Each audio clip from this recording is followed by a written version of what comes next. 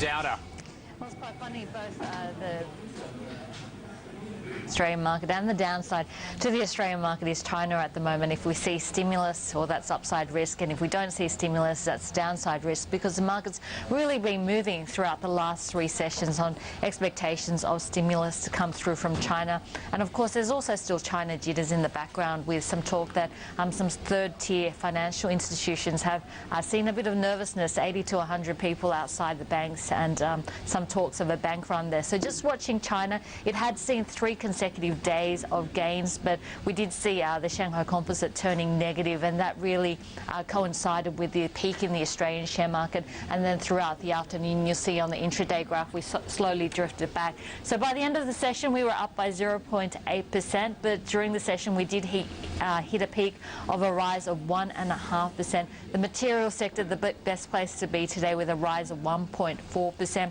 We did see our graphite stocks also in focus. The biggest graphite stock that we have on the Australian market, I believe, is Syrah, and that was up by 7.8%. In fact, over the past month, we've seen this stock gaining almost 50%. And of course, the iron ore stocks, we also saw Mount Gibson Iron up by 6.5%. The other area worth mentioning are the retailing stocks. We saw a couple of good results coming out from Kathmandu and Premier Investments this week. That seems to have helped the discretionary space. We're seeing JB Hi-Fi up by 6.4% today. Premier Investments was up another 4.5%. But altogether, really, the next couple of sessions, we're going to be watching the countdown to the end of the quarter, so expecting to see a little bit of window dressing there. If we have a look at the sectors which have fared well, there have been areas which are quite small on the Aussie market, like information technology, the utilities and the industrial sectors, while we have seen telecom as well as materials being the worst performing sectors. So just watching those areas for a bit of portfolio shuffling, but at the moment, all eyes on China. Some corporate news,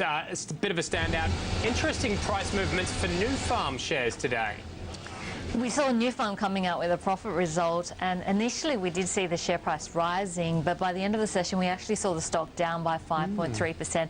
I think it's the quality of the result that the market ended up questioning. A lot of it was due to one-off tax credits that won't happen again, strength in Latin America, but Australia is still struggling, and we did see a drop in earnings from North America as well as Europe. We know that there are huge changes ahead for the Australian business, and traditionally Nufarm's been quite strong in the Australian business, with around about 30% market share in that crop business. But of course, it lost that Monsanto distribution contract last year, as well as the BASF one, and BASF now looks like it's going to enter the Australian market on its own, so facing increased competition here. So unfortunately, despite the good profit numbers, the market looking at the quality of the results, and by the end of the session down by 5.3%. Yeah.